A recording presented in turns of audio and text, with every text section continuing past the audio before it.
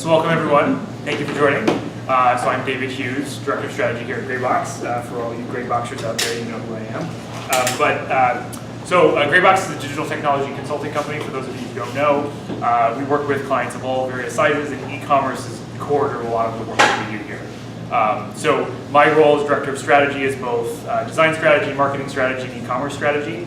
And so we work with a lot of those e-commerce folks, and I recently had an opportunity to go to the Internet Retailer Conference in Chicago earlier in the month of June. So kind of some thoughts on the state of e-commerce overall, and hopefully you guys will learn something. Just to kind of get into a little bit, I'm barely scratching the surface today. There's no way that I can get through in even the next 5 hours what a 4-day conference did, but there's definitely a lot of, I think, interesting takeaways from the show that they're certainly interesting in a lot of different areas.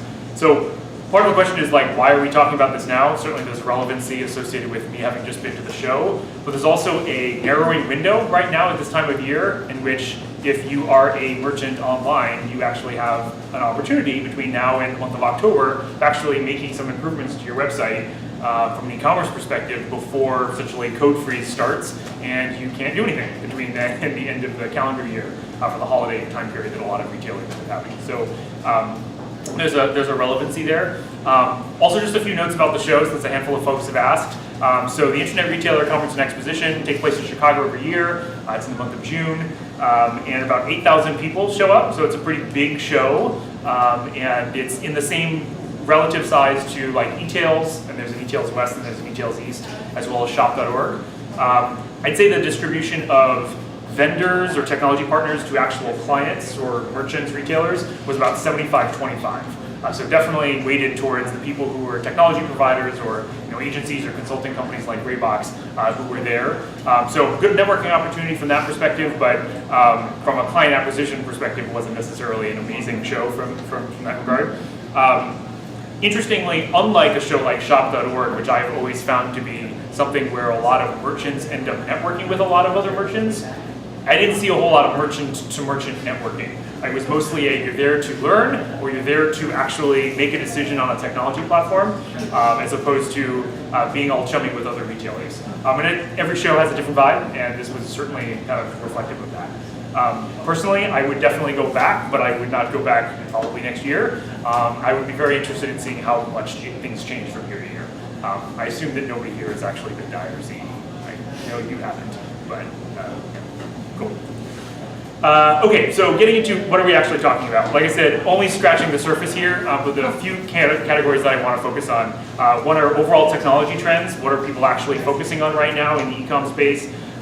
Talking about platforms, there has been a lot of change as of late, and talking about the state of that.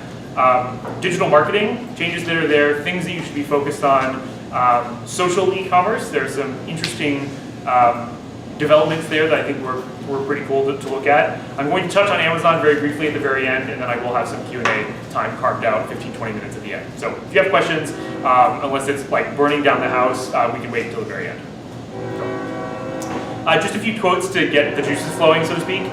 So this one, I got put together 3 here, the first of which is just kind of food for thought, that 52% of online shoppers will abandon an online purchase if they cannot get an answer to their question quickly. Now, you can define quickly as a lot of different things, but overall, this really goes to show how important it is to have a great e-commerce experience, because you're already fighting with competition in the product space and the selection and all of that. Don't add to it by not giving users what they want when they want it. So it's something to keep in mind. I like this one. This is from the head of e-commerce at Facebook. It was a good reminder to a lot of folks at the show. You should ask what your digital team is doing to drive in-store sales. It still represents 90% of commerce. This is one of those, well, wait, e-commerce is huge. How is that possible? This is looking at consumer commerce across the United States. And yes, e-commerce is huge and growing at leaps and bounds, but ultimately, a whole ton of commerce still happens in store and in person. And so when you're thinking about anything that you're doing in the digital space, you need to also be thinking and cognizant of the fact that it's going to have an impact on what those touch points are in person. So something to be thinking about. And then I really like this one from a random digital marketing person in the show who said, there's a myth that it's best to hire the best person or company for each digital channel so that overall results will be the best they can be in each channel. Instead, the reality is that each agency will optimize their own individual channel, thus missing the overall strategy. This is definitely one of those hiring the best people or hiring the best agencies. People are going to be very territorial with what they're going to actually evaluate and look at success within. And so thinking more holistically, and maybe it's one group or just a few groups that you're bringing to the table. I've certainly found this in my experience is that whenever you're one agency of several, everybody kind of can turn into a pissing match at times of like, this revenue's from us, no, it's from us. And like the idea that any one channel is contributing everything is kind of crazy these days. So just the idea and a reminder to think more holistically about it. So getting into some technology trends. Some of these things are new, certainly were new to me. Some of these things were certainly not new to me and are just interesting stats and metrics to keep in mind. But there are a bunch of things to talk about. The first is smart fitting rooms. So a lot of bigger brands are starting to at least look at this. And this example here is from Ralph Lauren, where they did a trial in their store in New York. And it looked at really seeing and testing it out to see whether or not it would actually be successful. So the idea of using augmented reality with the user's phone device to be able to try things on virtually, be able to add things to essentially a shopping bag virtually within the actual fitting room. And they saw an 80 to 90% lift of customer engagement, almost a 50% increase in average order value, and increase in overall conversions, which is good. And in the context of what Apple just announced earlier this month around the augmented reality kit being built into the new version of iOS, this is just going, the cost to doing this is just going to go down significantly. Right now, obviously, it's just the big brands that have the ability to be able to actually invest in something like this, but it is definitely something that people are starting to look at. In-store digital engagement. This definitely relates to the point that I made earlier around thinking more holistically about commerce other than just it's e-com versus in-store. The idea that there can be digital experiences and great digital experiences that actually occur within a store environment. And so the idea of self-service checkout and the endless aisle of being able to look at other products that are available that may not actually be in store but are available through that retailer, and actually communicating with brand ambassadors who have digital devices on them that can help with the transaction process.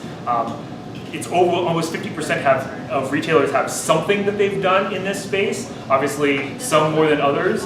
I mean, we've probably all been to some retail environment where somebody's walking around with an iPad, or you're able to check at a kiosk in terms of pricing and availability of other products. That's really all going to show that it's beyond just the in-store experience, and that it is something that is that digital user experience is more than just online.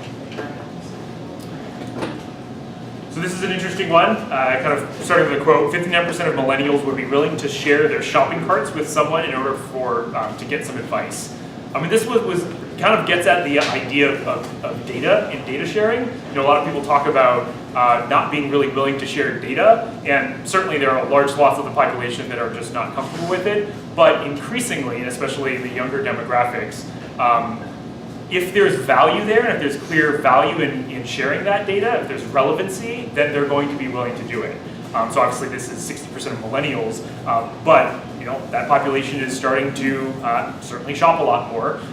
And the idea of personalization and concierge, being able to actually customize content, product recommendations to individual customers is something that is getting easier and easier over time. More and more e-commerce platforms are having this either baked in or very easily addable to the platform. And so this is something that more and more people are definitely doing. And in the context of mobile, from an app perspective, not a whole lot of retailers have mobile apps, but the ones who do are finding that usually it's the top 20% of their customer base are the ones who are most likely to use the mobile apps. So if there's value for them, then it's something that maybe you should consider, but otherwise probably not. I think there was a stat that I was looking at that was there are over 10,000 mobile shopping apps out there, but only 100 of them have actually reached 1 million downloads or more. And Alibaba and Amazon are top 2, Walmart's in the top 10. But it's, a lot of retailers aren't creating mobile app experiences, but if you are going to do it, make sure that you're creating clear value for your most loyal customers. Looking at payment methods, so beginning of the end for wallets and cash. So this is definitely something that certainly ties into both the e-commerce side of things as well as in-store. We've probably already been to places out in the market where you can pay with your phone, those sorts of things. And honestly, the biggest hindrance to that has been point of sale systems, POS systems that are not inexpensive to upgrade. And so that's providing more of a hindrance to adoption than I think Apple and Amazon and Google all thought, because it's been 2 years since those things have been out largely. But you are seeing that being more adopted in e-commerce. And certainly with Apple Pay for e-commerce being launched last year, platforms like Shopify, Salesforce Commerce Cloud, where they're basically like single checkbox configurations on the back end, where as soon as you check that box, you are now allowing anybody on an iOS device to be able to check out using their thumbprint on their device. That's certainly going to be catching on a lot more in the near future. The Uberization of shipping, probably no surprise that the expectation that folks like Uber, but certainly with Amazon as well, of expectation of when you can get product is just getting that much more crazy for a lot of people. The idea that you buy a product and you're going to wait a few days before it even ships is kind of crazy these days. And so the expectations of, if you do have a store or a local footprint, maybe it's a pickup center or something like that, where you're actually able to get some same-day delivery or same-day product demand. Is something that is going to be big this year, and that I think the kind of behind this stat in here, that it's a healthy portion. I think it's over like a quarter of folks in the United States are going to be able to receive their first like same-day delivery at home or work.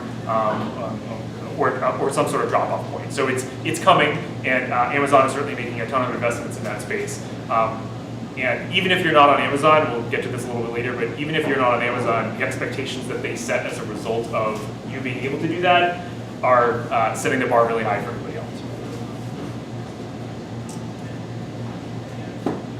In terms of other technology trends, this was definitely one of those, I have never heard of this before. So apparently there was a game last year that Kim Kardashian created, or that the Kim Kardashian brand created, where it's essentially gamification and playing to shop, where it's a discovery tool for users to be able to actually see what kind of products are being recommended. So it was a collaboration between Kim Kardashian and a retailer called Spring, and it was this like mobile app that you could download on Google Play and iOS, where you kind of navigated around, and she recommended looks for you. I haven't played it. It looks interesting, something to be keeping in mind. But what I was struck by was that 20% of retailers are planning on taking a look at this in the next 2 years. I don't really know what that means, to be perfectly honest, but it's something that's coming. And I think there are a lot of different ways that you could execute it that don't involve cartoons like that. But this one was really interesting. The direct-to-consumer, focused more on direct-to-consumer experiences. I had never heard of this word before, but the disintermediation phenomenon, the idea where consumers are trying to cut out the middleman. They want to have direct interactions with individual brands versus going through retail environments, is something that has been changing for a really long time. I think in the last 10 years, the number of brands that traditionally never had any interactions with their actual customers and are now actually investing heavily in their D2C e-commerce experiences has certainly expanded significantly. But this is going to continue to expand at the expense of traditional retailers. And I would say that in this context, Amazon really isn't a traditional retailer, because it can really be viewed as an extension of your brand, because you do actually have more control over how that user is interacting with your brand and company, more so than you do with the limited shelf space that you have in an REI or Whole Foods or something like that. So I think that this is definitely going to have an impact on a lot of different areas of the commerce world, but really trying to cut out the middleman, and those branded experiences. It's been a trend for a while, but those branded experiences are just going to be that much more important. Data. So there are a bunch of things on data worthwhile to mention. So shopper tracking capabilities. The more you know, it's one of those more you know situations where the more insights you have on your customer base, the more relevant you can be to them. And so the stat of 64% of US retailers will upgrade shopping tracking capabilities in the next 12 to 24 months. This can be a lot of different things. This can be actually doing customer insight work on discovering more background on who your customers are and doing interviews, phone calls, meetings, focus groups with them. It could mean installing some tracking information and getting some better insight into who's actually coming to your site versus who's actually checking out on your site. This will certainly get more involved in the digital marketing side of things. But the data, both as an analysis piece as well as being able to be used for product recommendations, is just really coming to fruition because those platforms are getting easier to adopt. And there are more options out there that are less expensive.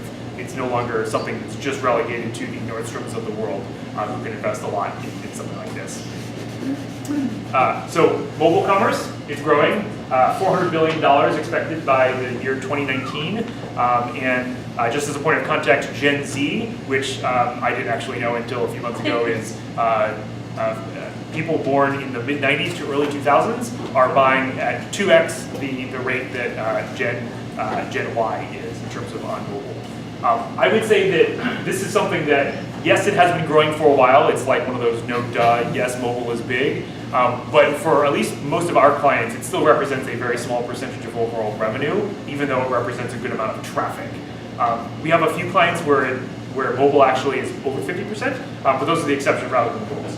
And so something to keep in mind, and it's less about, yes, you should have a mobile experience, great, but what are you doing to actually incentivize that? And that's certainly going to get into more of the digital marketing side as well as mobile commerce and what you can do with social as well. Chat commerce certainly relates to what I said earlier around like the concierge experience, the idea that if you're on an e-commerce site, the expectations around people being able to chat, and it's not just live chat with customer service, but it's live chat in the context of personal styling tips and those sorts of things, of recommendations, that it's more than just a bot on the other side of this screen, but it is actually somebody who can look at your shopping cart and be like, yeah, I put all these things in my bag, what do you actually recommend? And so the opportunity to be more, I don't want to say heavy-handed, but more directive with what that experience looks like, a la what you'd get in an in-store experience, is certainly something to keep in mind. We have a client right now who does really well in store, doesn't do as well online, primarily because the woman who owns the store is amazing at providing that in-store service, and translating that online is a lot harder, but these are definitely one of the ways that you can do that. Wanted to mention IoT, Internet of Things. It's everywhere and only increasing. With refrigerators, Samsung just came out with a whole line of refrigerators that are really geared around being the hub of the home versus just a refrigerator. And I don't know if I quite buy the whole refrigerator being the hub of the home thing, but it's part of that experience, and it certainly relates to e-commerce in that people are looking at products, in that case food products, but also other things related to the home, on this touch device that's in your kitchen, right? And so between that and Alexa, obviously, and Apple's announcement of HomePod, this is only going to increase. There's some interesting stats just in the last few weeks around, this is more related to Amazon, but when you actually, and I don't know if anybody has an Alexa. Does anybody have an Alexa at home? Has anybody ordered anything? Have you ordered anything on Alexa before? So like when you order something on Alexa, I don't have one, but when you order something on Alexa, if you're just asking for like batteries as a great example, it's not going to give you options of your Duracells and your other things. It's going to be like, it's going to send you Amazon Basics, And that's just a point. The larger point there is that when you're focused on a voice device and you take the screen out of it, suddenly the merchandising and the browsing experience just goes away, and it's really got to be very singularly focused on the thing that fits that category that's going to actually provide that user, that customer, the best product. And so it's going to be very interesting, especially in the context of Amazon, how that changes what products are popular versus not on the platform when there's no concept of browsing anything anymore there. So I know that was kind of a rapid firestorm of technology trends, but those were the hit ones that I saw. Platforms. technology, obviously we're in the technology space here. There are a ton of platforms, and this amazing graphic indicates how many there are. So this is a graphic they've been creating for the last, I think 6 or 7 years. But essentially the graphic to end all graphics of all different technology platforms that relate to commerce. And so they're all categorized as like mobile marketing and apps and social media and sales automation and marketing automation and video advertising and things. It's overwhelming, as you might expect, and there are 5,300 of them, which is 1,400 more than there were last year, which is basically averaging about 4 new ones a day. So how does one actually stay up on top of that? Of course, you really can't stay up on all of them, but it really goes to show that there is a very diverse landscape out there that is only continuing to grow and get more complex in terms of the options. And the democratization of that, of bringing down costs, has been awesome, because some things that were not available 3 or 4 years ago are now available to a lot wider swath of brands. But it's overwhelming. This was an interesting stat in that regard, is that nearly 50% of retailers, according to last year's Internet Retailer Study, are looking at replatforming in the very near future. And so in terms of opportunity, and when people are like mind share of what people are thinking about, it's part of the discussion with a lot of firms. And so if you're thinking about it, you're not alone in thinking about it. So in the context of like adopting new technology solutions and looking at platforms, the conversation of when and why. So the average industry stat, and this is been fairly consistent. It's maybe come down a little bit in the last few years, but it's companies are looking on average to replatform every 3 or 4 years. And a lot more folks are taking an iterative approach to what that actually looks like. Of you're making bigger improvements on a more regular basis versus you're launching something, you're not looking at it for another 2 years. The landscape is just changing too often for that to be possible. But companies are looking at replatforming every 3 or 4 years. Things to consider when you're thinking about it. These are some really interesting core questions. Are you falling behind the competition? Do you actually have the right tools to maintain a competitive edge? Are there growing deficiencies in what you're doing that are preventing you from actually staying current? And are your costs actually increasing? So if the answer is yes to a lot of these questions, then it may be a good idea to replatform. But it's not, the answer isn't always yes.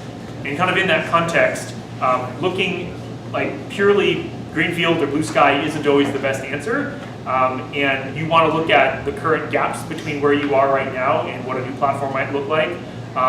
Is there a different point solution, so an iterative upgrade that is possible that is going to be helpful at all? Can your current platform be modified? I mean, a lot of platforms these days are pretty extensible in terms of what you can do with them, and taking a more iterative approach may be the best approach for you. Looking at options out there, this is obviously a much smaller infographic than the previous one. There are definitely a lot of e-commerce platform options out there when you're narrowing that scope down. But these are definitely some of the big players, really from the very, very small, like the WooCommerce tied in with WordPress side of the world, to your SAP Hybris or your IBM WebSphere, where those are millions of dollars for the licensing and several $1 million to implement. So everything in between. All of these guys, I think, other than all these guys, I think Reaction may not have been there, but all these guys were all at the conference. And so they were all, talking about the things that were going on. It was always interesting to see the activity at all the booths of who was hanging out, who wasn't, what kinds of clients were hanging out there, and to see kind of who's captured mind share. I'm not going to be going through all of these, but a few observations specifically about kind of what I see as the state of things. There really is a right platform for everybody. You just have to think about the kinds of things that are going to be important in your business before making a decision. And really want to stress the last thing that you want to do is make a decision on a platform just because somebody else in your space or somebody else that you know is using a platform. You're going to have to be living with it for a while, and people change, vendors change, and you want to make sure that it's the right choice for your business versus just what's right for you right now. And so trying to think more long term is really important. This next one, maybe not surprising, but probably spurring on some healthy debate, is For the mid-market, so kind of the middle of the market of people who are generating a few $1 million on their websites through maybe $50 million to their websites, Magento is starting to lose some mind share. And I saw this both at the show as well as just kind of more broadly in discussions. The path from Magento 1 to Magento 2 has been fraught with a lot of headache for them as a company, as well as a lot of their clients. And as a result, a lot of Magento's clients are using it as an opportunity to look at other platforms. And rightly so. There are other legitimate options out there, where if you were doing this 4 years ago, there weren't as many legitimate mid-market solutions out there. And so this has created a lot more like net new sales opportunities for Magento of like, hey, I thought this was going to be a renewal. I'm just going to re-sign them into another 2-year deal, when in reality, they're thinking more in the context of, we should look at another platform. If I'm going to have to spend a few $100,000 to do this, I should probably look at other platforms, at least know my options. And so this was just very interesting. Selfishly, I mean, GRAYBOX, we do a lot of Magento work, so I was very hot on getting just like the sense of from people. This is both in talking to them, not having their act together, honestly, in a lot of ways, as well as from a client perspective. And talking to other agencies as well. I would say that Shopify Plus, which is their, not the few $100s a month plan, but the Shopify Plus, meaning it's $2,000 a month plus a % of your revenue model, as well as BigCommerce. Both of those have been making huge investments in going after Magento's market share. And they've honestly seemed to be doing a really, really good job of it. They had their, not to use booth size as a qualifier of investment, though there is a correlation there. Both BigCommerce and Shopify had booths that were about 50% larger than Magento's. And they had a ton of client activity there. Whereas the people activity at Magento's booth, 80% of them were Magento people. And so it was just interesting to see and talking with folks, but the platforms have improved so much in the last few years that for a lot of brands and companies that they don't have a ton of complexity with what they do, those are legitimate options. And Shopify Plus has been really trying to shed the perception that it's just a small business solution. BigCommerce has had a lot of catching up to do, and it's sort of positioned between Magento and Shopify in terms of the market. But I can think in the context of why those are starting to become more attractive is this last point, in that people are increasingly interested in offloading traditional DevOps, so the keeping the lights on technology infrastructure management pieces, offloading more of that from it, like being an actual cost center to the actual platform itself. So when you look at the platforms here, with the exception of Magento, and that they've got an option that you can self-host it, all the other ones are primarily driven around the platform living in the cloud and the platform living in something that you have access to, but you did not set up, from the core on your own. And so as a result, the cost that's associated with the licensing or what have you is kind of all-inclusive and also simplifies a lot of your operations. Because technology has gotten a lot more complex over the time, but at the same token, people want less and less to be actually spending a ton of money on it. And so kind of wrapping that into a platform decision makes a lot of sense. And so you see a lot of that happening in the space. Any questions on this before I move into the digital marketing social side of things? What does Shopify Plus give you more than Shopify? Do you know the major differences? Yeah, so you're able to fully customize checkout.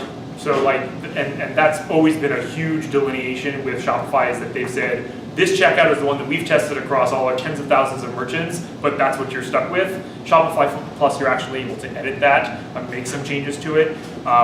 There are some more enterprise-y features in the deployment of code from a more sandbox development environment to production, and as we're well familiar, that's honestly a pain in the butt. And that's not something that's solved completely, but they do more of that to satisfy clients who are doing $25, $30 million on Shopify Plus. But it's not open source, right? Nope. It's still a system that has an app store, and all those things are all baked into it. Yeah. And just an interesting stat. So the top, I think it was a stat, the top 13 or 15 application plugins for Shopify and Shopify Plus are baked into BigCommerce, by default.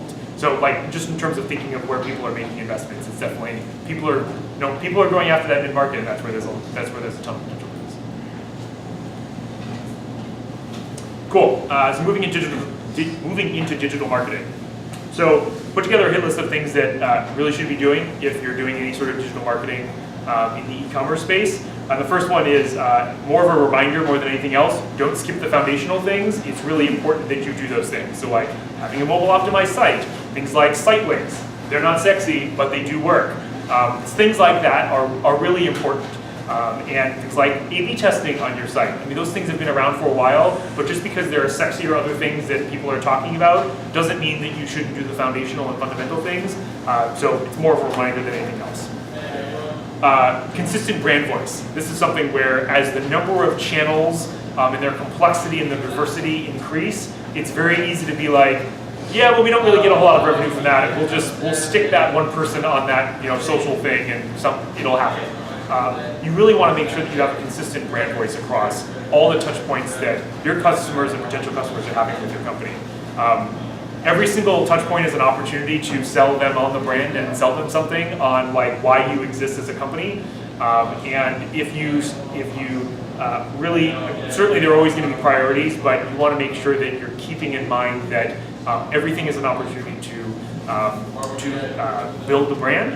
And if you don't do that, then that's going to have a deleterious effect over time.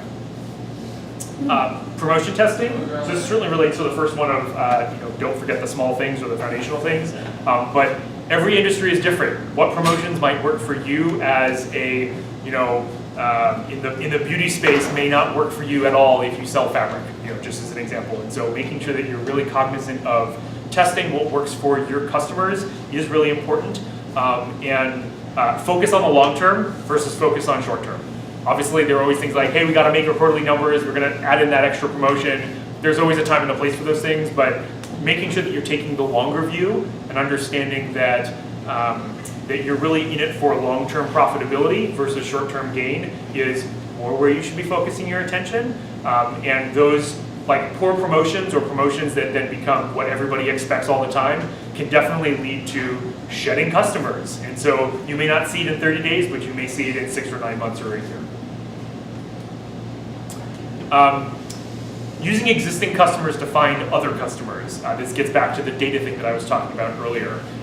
You have a customer base, and you can use those customers, who they are from a customer insights perspective, to be able to look at other people out there who look like them, because they may also be potentially your customers. So being able to integrate and load your data into looking at like remarketing efforts or to Facebook for lookalike campaigns. Or Quantcast is another provider out there that will do some data insights on traffic on your website and then who's checking out. And that will also be able to allow you to do some paid acquisition at some point in the future. Educate yourself on who your customers are. And it's a lot easier to do if you do have a retail environment, you are able to ask them, but when you're not, that kind of goes away. So use data to your advantage.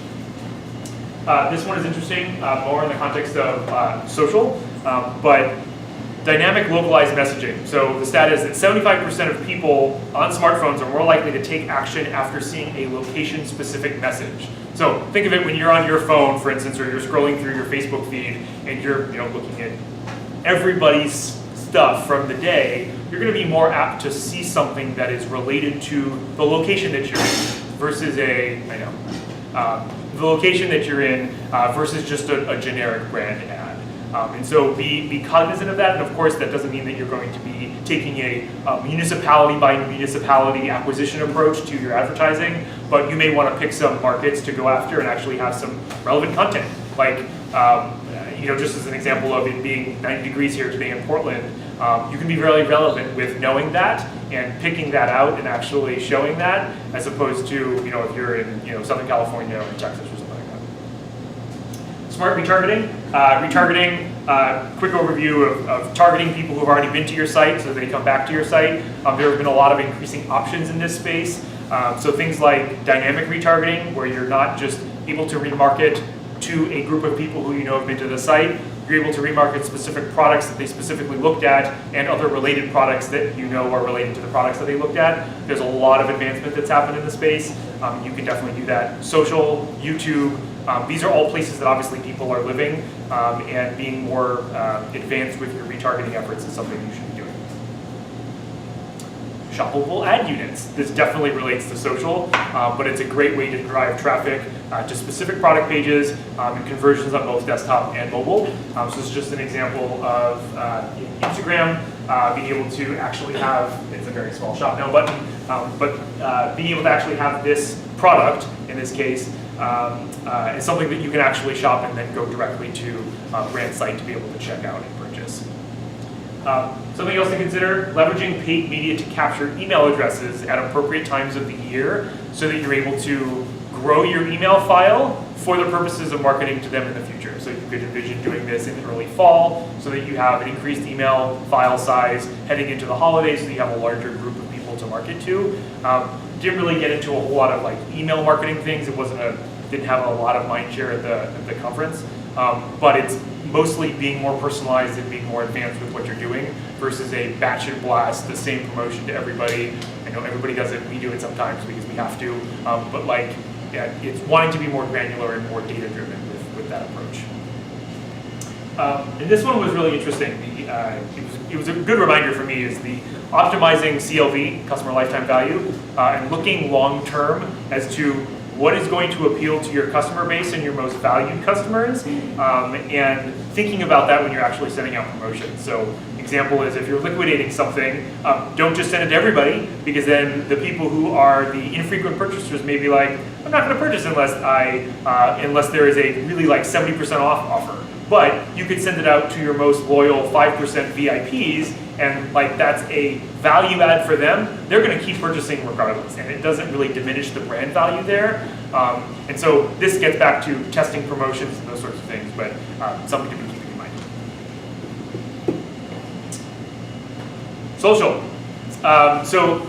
This was interesting. I was actually really surprised by these stats. So brands are not really posting video right now. I mean, we certainly see them, but statistically, brands are not doing a whole lot of posting video to social. 80% are sharing links, 19% are sharing images, and only 1% are actually sharing videos on social. And so if you're not doing this, you probably should be, considering that it's a 5x gazing rate, people who are actually viewing these things, versus static content. Obviously, they're not the easiest to put together all the time, but just getting something up is really important. Probably one of the most interesting things that I heard the entire conference was this thing on Square Videos. I posted it internally on Slack when I was at the show, and it got a lot of feedback. So Square Videos, so those as opposed to landscape ones, the ones that are wider than they are tall, get 28% more views than landscape videos. They have more likes and shares than landscape videos. They occupy, they just occupy 80% more real estate than landscape videos, and they have a 67% higher view completion rate. And in Facebook's world, view is a 1.5 second. Basically, if you looked at something for 1.5 seconds, it's a view. Very fleeting, but yes. Yep. So you know on Facebook when you're looking at it and it automatically plays those videos, does that count into the... So only if you actually are watching it for 1.5 seconds. So if you're scrolling through it and it autoplays, but you just scroll right through it, it's not going to count as a view. Yeah. So you have to basically pause. It's up for 1.5 seconds on your screen, and then that counts as a view. Yep. Yep. So yeah, the Square video thing was really interesting. Yes, it means kind of shooting and editing videos differently, but it also hugely helpful. Any data on the length of the videos? There was some. I mean, it was definitely do some testing on that. I mean, sometimes it's shorter is better, sometimes longer. But typically certainly under 30 seconds, and a lot of, if you're trying to reuse content on other places, probably under 10 seconds or 6 or 7 seconds can be really helpful. So it's just a matter of what your budget ends up being and where you're planning on using it from a content perspective. Because obviously something that's 6 or 7 seconds is not going to be helpful for something that you're going to put on your website. There was a lot of discussion around using Facebook Live and brands starting to use that, of being able to have not like seminars, but like trainings and like educational pieces on Facebook Live, and then being able to be archived and get a lot of attention in the future. So obviously those are longer form So visual commerce, specifically in social, I mentioned a little bit the Instagram piece before, but this is definitely getting more democratized. This was very expensive a few years ago, and it's getting easier financially to do for a lot of brands. So the whole concept of like to buy, turning Instagram profile into actually a gateway to products is getting a lot easier. I mentioned a few technology providers, Curate, Olapix, Pecora, as solution providers out there that provide some of this functionality. And there are fees associated with it, but they make this a lot easier, especially this piece on the Instagram, as well as the mapping user-generated content to actual products, because that's obviously a very manual process if you're just manually doing it and just looking at pictures and trying to map it up. But there are actually algorithms that can go through your product set. You can load up product imagery and it will actually match those things together, so that as people post, that can actually be tagged appropriately. So in the context of if you want to pull in user-generated content onto your site, you want to make it shoppable, and that's something that a lot of people were talking about. Is they see photographs of people wearing things, and you'd be able to click on one and actually go to a product page. That takes actually mapping that image to a product page. So there's functionality out there that allows you to do that. Any questions on this? Cool. So Amazon. So this was the theme. Don't be the ostrich. There was an entire track at the show about Amazon. There were only 5 tracks total at the show, and one of them was on Amazon. And the general theme was, it can't be ignored. Don't ignore it. Don't ignore it, and have a strategy for it. And whatever the strategy happens to be, it's less about what the strategy is it about having a strategy and not trying to ignore it. The stat here is that 43, people have probably heard a lot of these stats before, but 43 cents of every dollar that's being spent online is being spent on Amazon, which is just incredible. There's just some great stats here. So the second one, so Amazon grew total web sales in 2016 of almost 25 million. Walmart's total web sales in 2016 were 15 million. And so just in the context of scale, it's huge. And this whole concept of Amazon being a product discovery engine is really, really true. So even though 43% of all e-commerce is through Amazon, 55% of product searches start on Amazon. So regardless of whether or not people are purchasing on there, I'm in the market for a lantern because I'm camping this summer. I'm just going to go on Amazon. I'm going to see what they have. And I may not purchase it on Amazon, but from a product discovery perspective, I'm going there. 2 to 1 compared to me going to Google or Bing or other search engines. So that fall off is pretty significant. It's 55% on Amazon, 28% on other search engines, and 16% of people going to actual company websites, presumably because they know that that's what they want to purchase, or that I know I'm going to make a purchase on REI because I've got rewards points or something like that. So is Google's product services that kind of compete with Amazon in terms of sourcing products, are they growing anywhere close to Amazon's? Thinking that maybe they're definitely growing, but not anywhere close to Amazon. So I think I didn't include it in here, but 50% of all e-commerce growth in the year in 2016 was from Amazon. So in terms of not only the size of what they are currently, but also the size of the whole thing growing, they're representing half of that. And so, yeah. Is that million or billion? Should be. First bullet point. I think it should be billion. I think both of those are billion. Yeah, no, those are totally billion, not million. Yeah, that's probably like a daily stat. Yeah, no, it is totally billion. Yeah, or hourly. Yeah. Yeah, and something that I mentioned earlier, just thinking of Amazon as an extension of your brand because you do have control over it. And the other theme, and it was, I don't know if it was quite like a scare tactic from folks, but there's definitely selling on Amazon is hard, and it's not something that everybody can just do easily. And so there was this, basically, you need to be good at all these things, including advertising and sourcing and logistics and copywriting and design and review management and all these other things. And a lot of companies just aren't good at that universally. And so if you do want to sell on Amazon, having a plan for how that actually works is going to be important, and that may involve bringing in outside help to do that. Yeah. So that was my 45 minutes, at least for this part. So any questions? I can provide some answers, hopefully.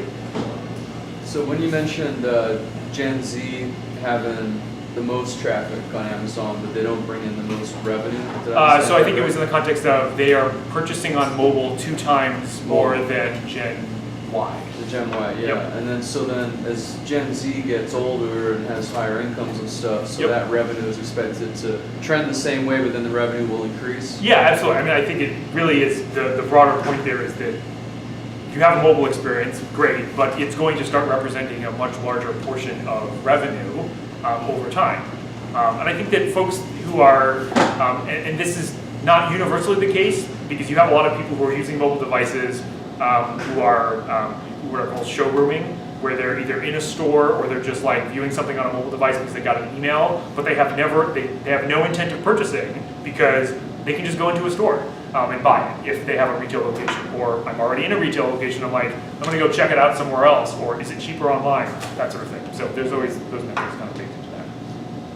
Yeah. Also, that young adult age group is a sweet spot of they're often like on loans for education or living at home, or they're, you know, they don't necessarily have a desk job perhaps where they're like shopping on desktop. So just by the nature of where they're at in their life, it might make them a little bit more likely to. Yep. But I mean, I can't imagine that the trend would stick with them as they get older. You Yep. know? Yeah, Just absolutely. saying. You talked a little bit about, I guess, receiving what you purchased within a day versus waiting for a long time. Yep. Is that still like, is that still something that small retailers can do? Is that, like, is the technology available for smaller shops to do that, or is it more like still Amazon thing? I think there are 2 different ways of answering that question. I think it's possible for them to do it. I think it's increasingly it's not really their choice. Like people are going to choose to not purchase with them if ultimately they can't get product quickly. Now, is it same day? Maybe not. But certainly in the context of, you know, Prime expecting 2-day free shipping, that sort of thing, absolutely has an impact on everybody. And you got to be able to compete with that. Isn't Uber Or provide delivery? other options. Yeah. Yeah. Uber delivers on gonna Yeah. order flowers. They get something immediately, right? Yep. Anything else? So on the augmented reality piece, Oh, yeah. people are taking like Apple's software for that and putting it on whatever touch screen they have, or are they buying like an Apple screen and embedding that into the changing room? So the example that I mentioned, the Ralph Lauren example, was specifically people using their own mobile device and loading an app onto that and being able to do that within a changing room that had stuff that they could load in. But my comment about Apple's augmented reality kit basically bakes in a lot of that foundational AR technology into the operating system so that it'll be a hell of a lot easier to actually build going forward. Because right now it's got to be all custom development essentially. Right. So essentially anything that can mirror an Apple device could be an augmented reality environment. It wouldn't even have to be a phone or a tablet. It could actually- I mean, Apple doesn't make TVs, so I guess presumably you could make the argument that it's something that would be available via Apple TV. But Mark would know more about that, but I'm not going to ask him to answer that question. Yeah, currently it's available through any iOS phones. It's not released yet. It would be anything on mobile devices. It's not released yet. That's why it's currently it's not. I think the processor has to be one of the main processors. You're right. It would be anything with TVs currently, but I know they have their eye on development. I mean, and everyone's kind of looking at this. Google has Project Tango, which if I pointed one of their Project Tango phones at that wall, it could tell me down to a 1/16 of an inch, the measurements almost. So between the depth sensors and the engines, Apple has AR Kit and there are other ones out there, the ability for a brain to deliver on that, 2 or 3 years ago, it was a massive lift that most couldn't do. A couple of years, it's going to be a lot easier with the speed at which it's getting embedded into the core tech. It's exciting. It is. Yeah. So who do you think is more poised to take over the Magento stuff that Magento is letting rot and not take care of? I think it's going to be a combination. I don't think it's going to be like just one platform. You said but- Shopify Plus and. Yeah, I think Shopify Plus and probably and Shopify Plus and BigCommerce are probably maybe the ones that are going to be the biggest beneficiaries of Magento's lack of historical planning and forward thinking on what they're doing. So I mean, it's definitely a shorter term play for customer retention, what Magento is doing in terms of pushing things out further versus this is what's best for the platform long term. But yeah, when you can just compare like average build sizes for something on Shopify Plus and BigCommerce versus Magento, it's like half. So, you know, there's a licensing component to it for sure, like cost of licensing, but there's also a complexity of build, which is can't be undersold in terms of what month in, month out this thing is going to cost you to actually keep on.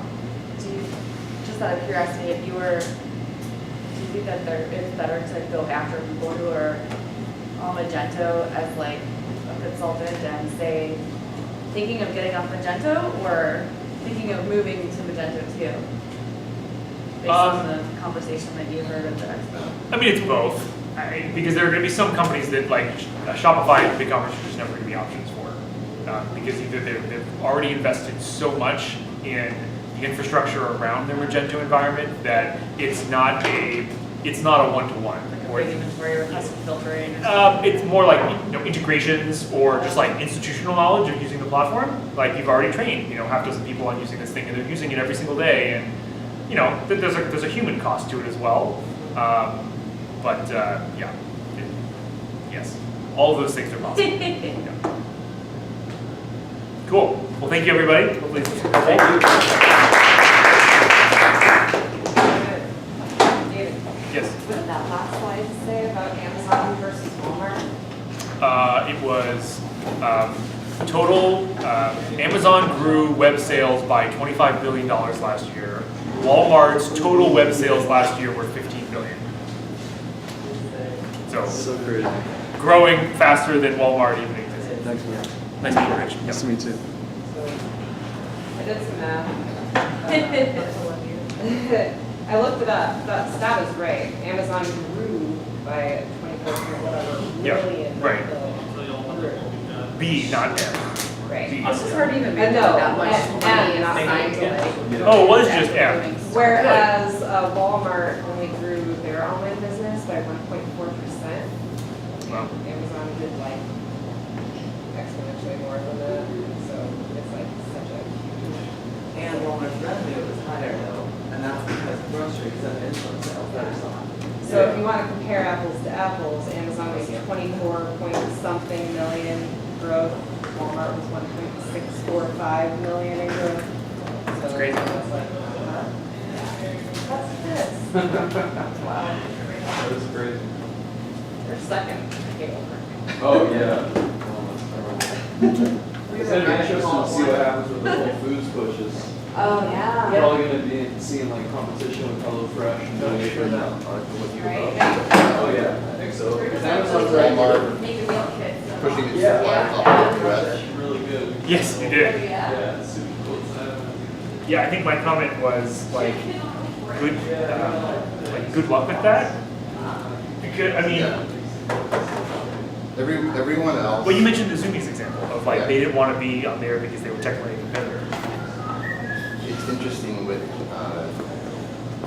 AWS. Yeah. You've got the movie. I've got And Microsoft. Black Amazon in some ways now. In what way? Like